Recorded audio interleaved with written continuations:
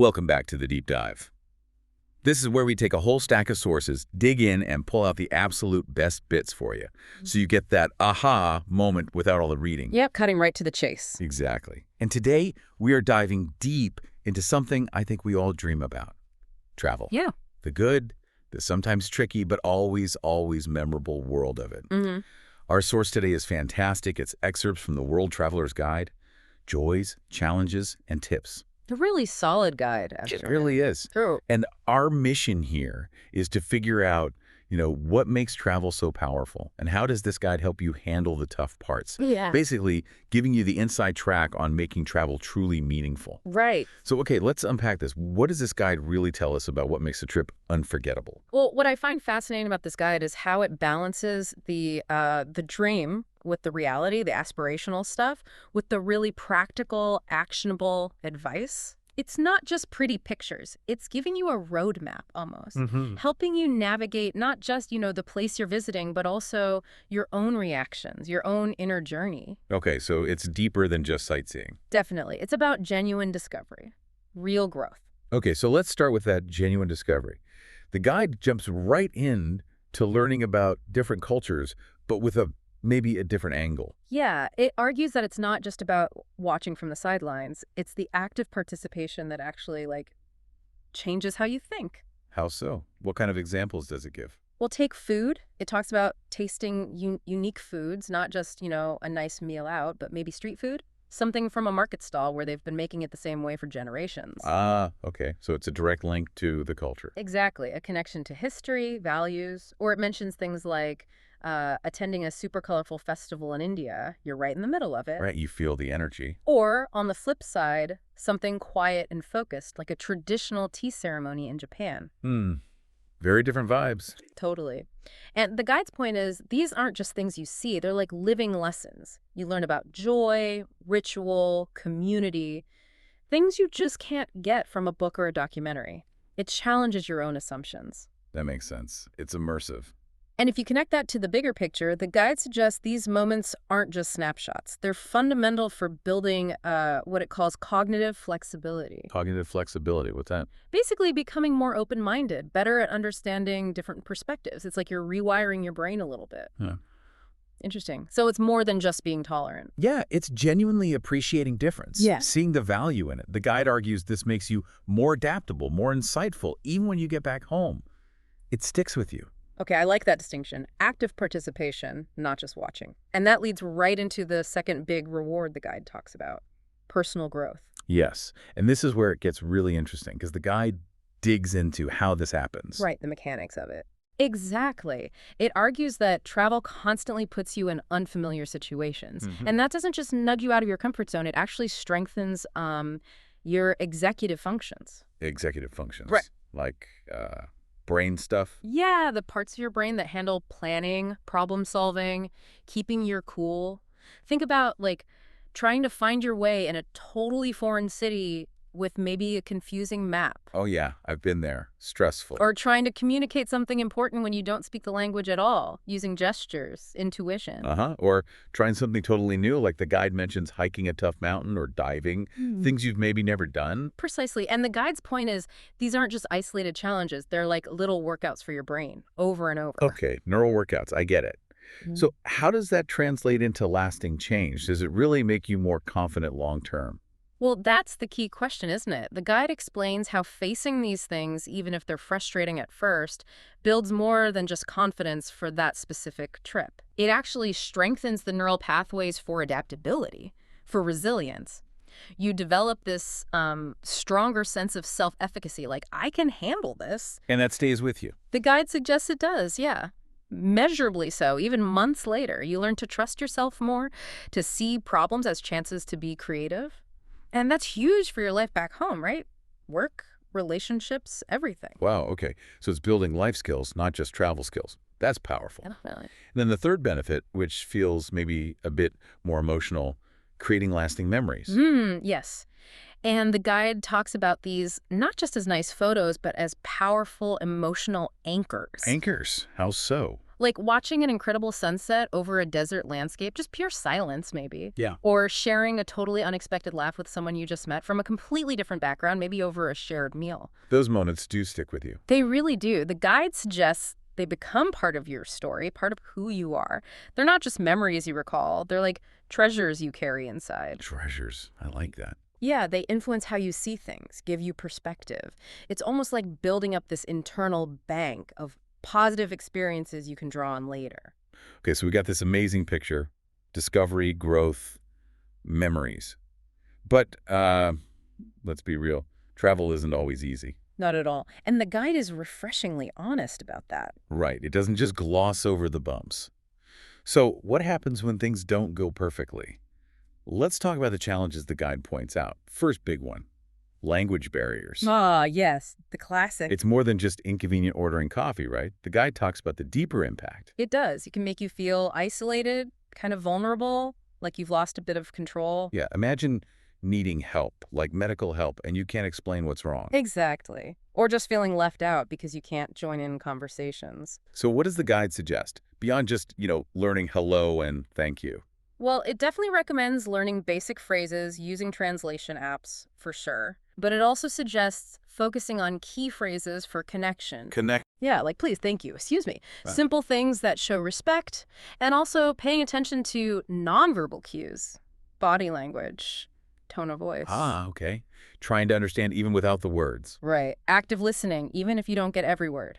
The guide frames it as strategic engagement. Strategic engagement. Okay. And what's interesting is how the guide says these simple preparations don't eliminate the barrier, but they change it from this huge wall into more of an interesting puzzle. A puzzle. Yeah, building linguistic resilience. Right. So instead of feeling defeated, you approach it with curiosity, maybe even a bit of fun. That makes sense. And trying often gets you a better reaction, too. Absolutely. It shows effort, humility. People usually respond well to that. It bridges the gap a bit. Okay, good point. So, next big challenge. Let's talk money. Expenses. Always a big one. Travel can definitely be costly. Especially popular places. Yeah. Flights, hotels, activities. It adds up fast. So the guide says just make a budget. Or is there more to it? It's more about a philosophy of value travel. Value travel. Yeah. Planning carefully beforehand, yes, but thinking about how to allocate your money smartly. It's not about being cheap necessarily, but about maximizing the experiences that matter to you. Okay, so aligning spending with what you actually want to get out of the trip. Exactly. Maybe you choose a lively hostel over a fancy anonymous hotel because you value meeting people. Right. Or you spend time exploring local food markets. Great food, great cultural experience, instead of just hitting expensive tourist restaurants. Good examples. And connecting this to the bigger picture, the guide kind of challenges the idea that more expensive always means better. Mm-hmm. Value travel means you put your money where your priorities are. If you love culture, maybe spend more on a local cooking class or a really good tour guide and save on something else. Be intentional. Precisely. It ensures your money goes towards what makes the trip rich for you. And honestly, the satisfaction from making smart choices often feels better than just splurging anyway. That's true. Okay, final challenge the guide covers, and one that can sneak up on you. Homesickness. Ah, yeah. That can be tough, especially on longer trips. Being far from home, family, friends, your routine. The guide talks about how that feels overwhelming. It does. It suggests it's not just missing people, but maybe a disruption to your sense of belonging. Almost like a little identity wobble as you adjust, feeling adrift. Yeah, I can see that. Yeah. So what's the advice? Just call home more. Calling home helps. Bringing photos or snacks, sure. But the guide offers more proactive things, too, like creating new little routines where you are. New routine. Yeah, like finding a favorite local cafe for coffee each morning or a park you walk through. Little anchors of familiarity in the new place. Oh, that's smart. Building comfort. Exactly. Yeah. It also suggests things like journaling to process those feelings or even looking for local community groups or expat meetups to find some temporary connection. Okay, so actively building a support system. And the guide frames homesickness not as a weakness, but just a natural reaction to big change. Right. And by dealing with it, actively creating those routines, seeking connection, you're not just coping, you're building resilience. Yeah. You're finding stability even when things are unfamiliar. and maybe appreciating both home and the new place more. That's exactly the idea. It can actually deepen the whole experience. Okay, that's a really helpful way to think about challenges. So now, let's get practical. The guide offers some real golden nuggets for making trips successful, right? Starting with prep. Absolutely. Preparation is huge in this guide. And it's more than just booking stuff, yeah. Way more. It emphasizes cultural intelligence, researching your destination deeply, culture, customs, weather, sure, but also social etiquette, maybe local sensitivities, health stuff. So you pack, right, avoid awkward mistakes. Exactly. Avoid causing offense without meaning to. But here's the key bit. The guide says, plan your itinerary, but leave room for flexibility.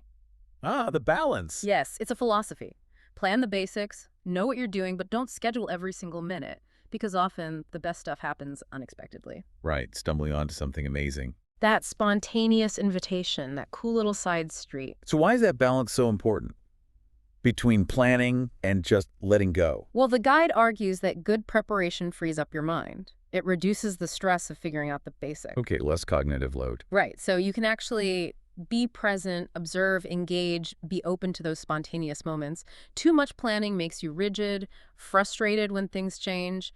Too little leads to stress. Finding the sweet spot. That's it. Allows for comfortable exploring and those magic aha moments. Makes sense. Okay, second big tip. Stay open to new experiences. Which sounds obvious, but maybe isn't always easy. It isn't. It means actively pushing past that natural hesitation we all have towards the unfamiliar. So deliberately trying things. Yeah. Try foods that look weird. Talk to locals, like really talk, ask questions, listen. Don't just buy something and walk away. Engage beyond the transaction. Exactly. And embrace those unexpected adventures. If something looks interesting, go check it out. If someone invites you somewhere spontaneously, maybe say yes. Even if it's not in the plan. Especially if it's not in the plan. The guide really hammers this home.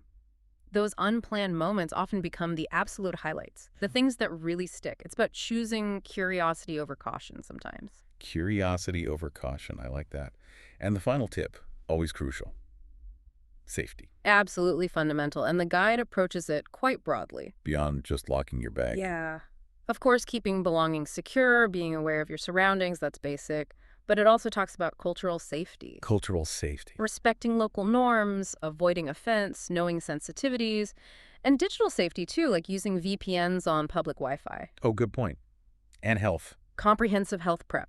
Knowing emergency numbers, how healthcare works there, checking travel advisories, not just packing a few Band-Aids. Right. Being properly prepared. Because, as the guide simply puts it, a safe trip is a happy trip. If you manage the risks proactively, you free yourself up to actually enjoy everything without constant worry. It's so true. Okay, so wrapping up this deep dive. It feels like the big message from the World Traveler's Guide is that travel is way more than a vacation. It's a journey of discovery. Self-discovery, too. Yeah. It challenges you, teaches you about different ways of life, builds that confidence we talked about. Definitely. And leaves you with these incredible moments, these memories that really become part of you. Yeah, woven into who you are. And yeah, there are challenges, language, money, feeling homesick sometimes, but the guide shows they're manageable, maybe even opportunities. Absolutely. With planning, curiosity, and the right attitude, you can navigate them, even grow from them. So what's the final takeaway here? Well, this deep dive really underscores that travel isn't just about where you go. It's fundamentally about who you become along the way, the new perspectives you bring back. The guide ends with this great encouragement, basically. Pack your bags, embrace the unknown, let the world surprise you. It's an invitation. So maybe the provocative thought for you, the listener, is, as you dream about your next trip, think beyond just the destination. Think about what capabilities you want to build in yourself. What new insights are you ready to untack, not just from your suitcase, but within yourself, and bring back into your everyday life? Wow, that's a fantastic thought to end on. Not just where you go, but who you become.